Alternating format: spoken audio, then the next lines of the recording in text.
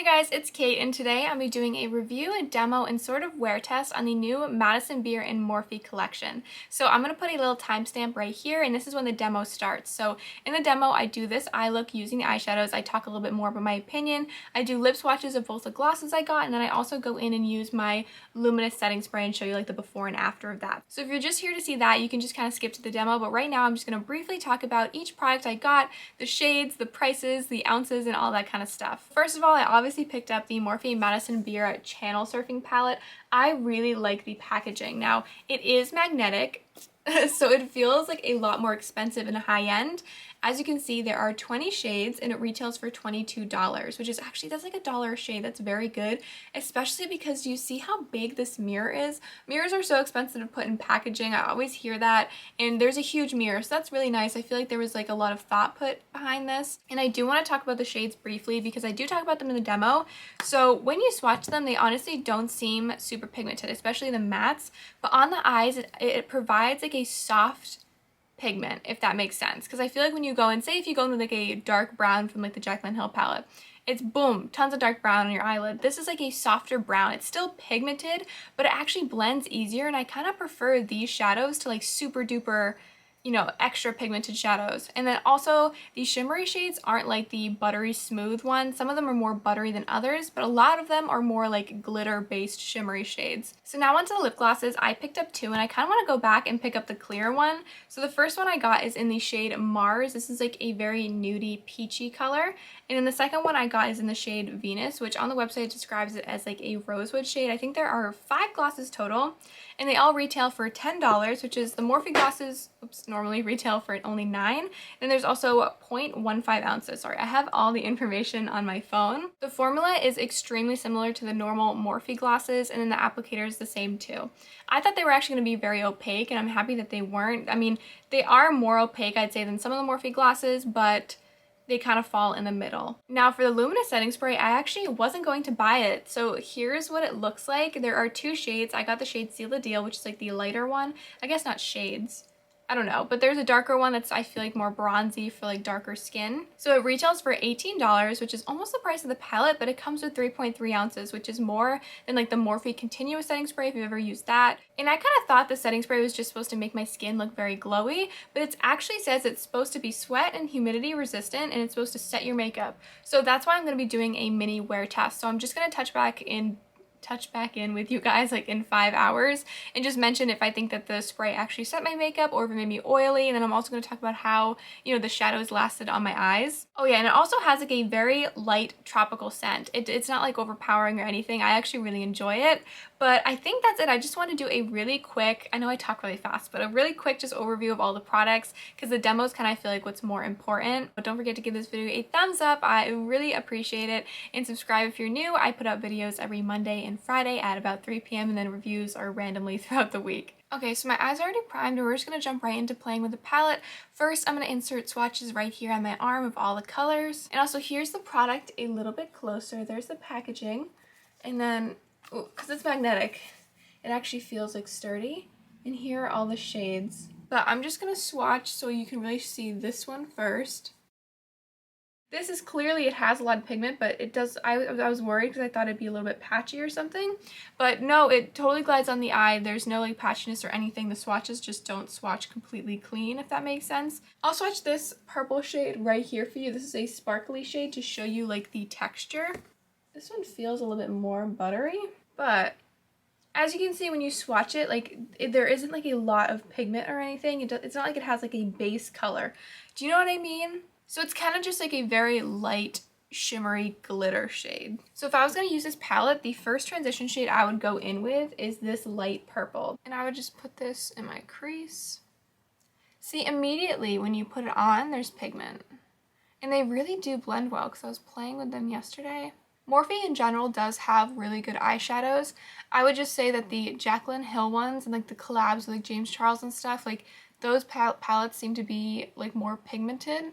One thing though, she is very tan, so a lot of these transition shades are meant for people who have darker skin, whereas for me, being pale, it's kind of hard to choose because some of these colors are a little bit darker. So I feel like the next shade I can go into is this shade right here, but this shade is also too dark for a transition shade. So if you're pale, the only transition shade you can probably use is this one. But that doesn't like bother me or anything because she literally made the palette full of all of her shades that she loves, so it makes sense that they, you know, match her skin tone. I think I'm just gonna... See, pigment shows up right away.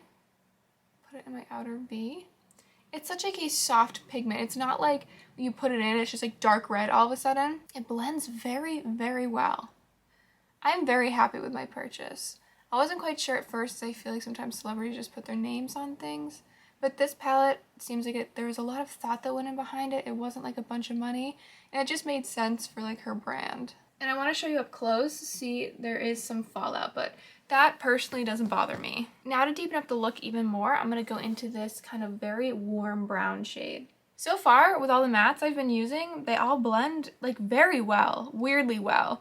I feel like I enjoy that they're not super duper pigmented because sometimes that's just like a lot to blend out. Like the Jaclyn Hill palette is very, very pigmented. So sometimes it's just difficult. But these are like pigmented enough where like they really do show up, but they're like easier to blend. So I'm just going to take this darker shade and just deepen up the corner with it. See, it just, the pigment goes right on, but it's such a smooth blend. So I'm basically trying to try out as many shades as possible. So I'm going to go into this warm dark brown and use this. Like that dark brown looked very dark, and like in the Jaclyn Hill palette it would have shown up like very, very dark. So to show you a couple of the shimmery shades, I'm first going to go in with this bronzy shade, and then to kind of highlight the center, I'm going to go in with this champagne shade. Also to show you up close, see how there's not much product that comes off with the shimmery shades? See how it's like more of a glitter?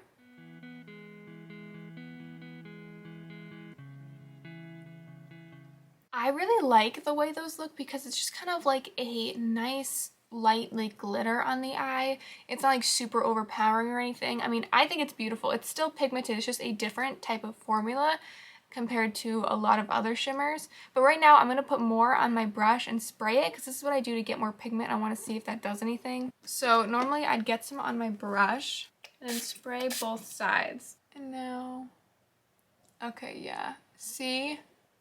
So yes, with the spray, it makes it more of that like opaque shimmer. And now to lighten up the center, I'm going to go in with this champagne shade, which is probably my favorite shade just because it looks so pretty.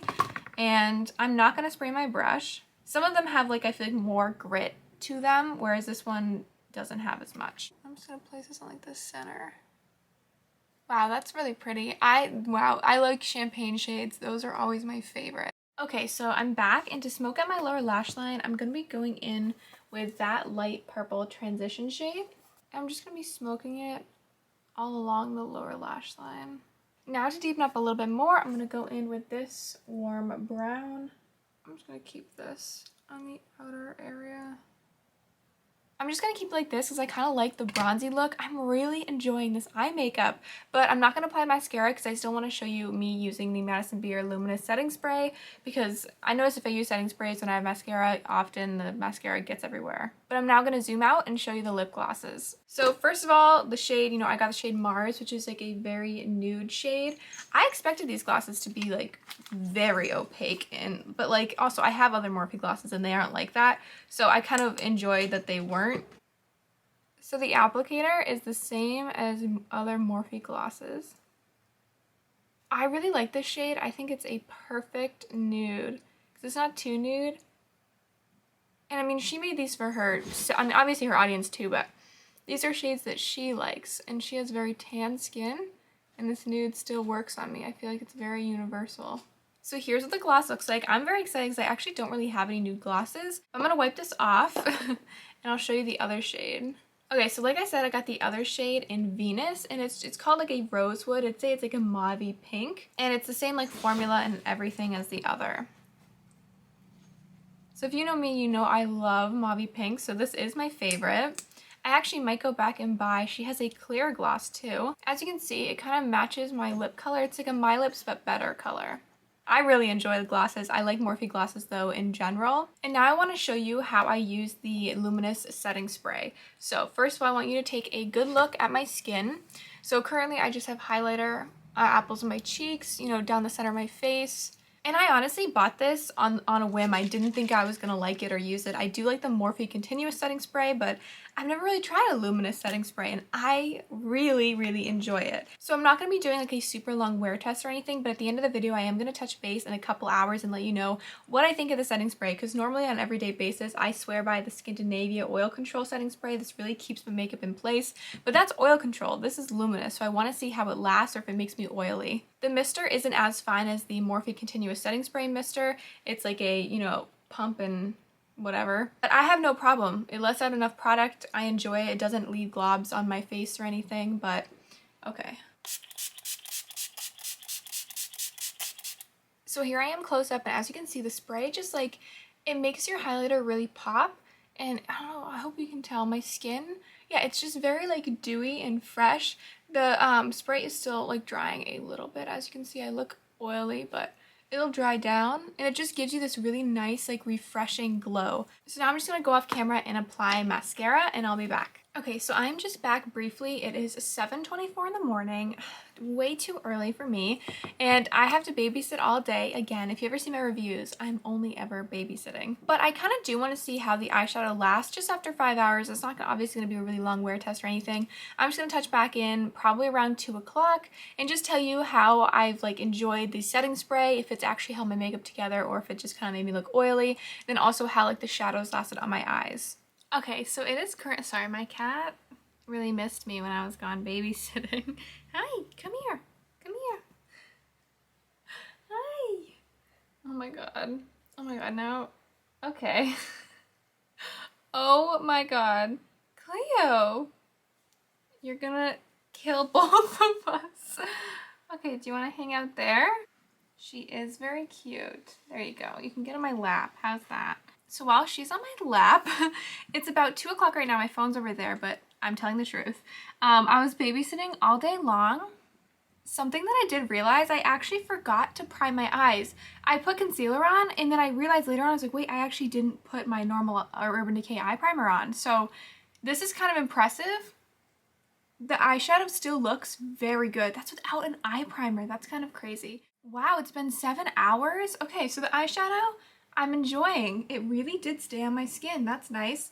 Okay, and then about the luminous setting spray right here. So I did kind of mention in like my pros and cons list at the beginning that I felt like if you have really oily skin, you may not want something like this, but that's kind of obvious. I would definitely get the Scandinavia Oil Control Setting Spray if you do have oily skin. But I do feel like the setting spray like added a very natural glow to my skin. So my skin does look like more glowy than normal, but I don't think it seems oily. And this is at the 7 hour mark. I mean, I'm a little bit like dewy, but not like in an oily way at all, and that's all from the setting spray, because normally my face would be really matte at this point and just you could see like the highlighter, but I feel like there's some like dewiness going on, and I really actually like it. It looks very natural, so I'm excited about the luminous setting spray. I'm gonna keep using it. I really like having a hydrating spray. It also just feels like it refreshes my skin, and you can kind of use it throughout the day. My camera is really weirdly angled right now because I couldn't really fix it.